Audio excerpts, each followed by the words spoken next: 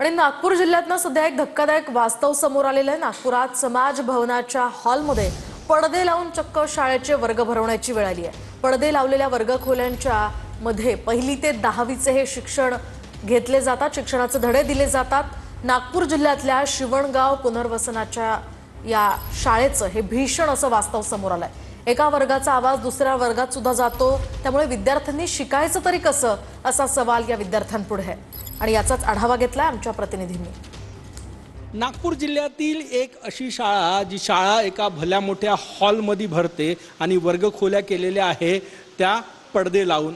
हे दृश्य तुम्ही बघताय, हे कुठल्या थिएटरचं दृश्य नाही, तर हे पडदे आहे एका शाळेतले आणि प्रत्येक वर्गखोली जी आहे त्या वर्गखोलीसाठी वेगवेगळे पडदे लावलेले आहे, कंपार्टमेंट केलेले आहे। आता या शिवणगाव पुनर्वसित शिवणगावात ही शाळा भरते आणि बघा प्रत्येक वर्ग जे आहे ना 2 वर्गामध्ये असे पडदे लावलेले आहे। हे पडदे तुम्हाला परत एकदा दाखवते बघा, हे असे पडदे लावून पार्टिशन केलेलं आहे।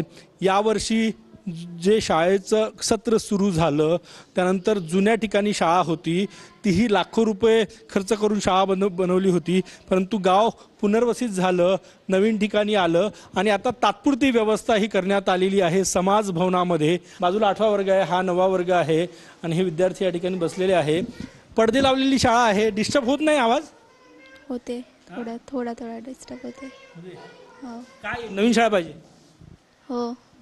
कॅमेरामॅन सचिन सयामसह गजानन उमाटे, TV9 मराठी, नागपूर।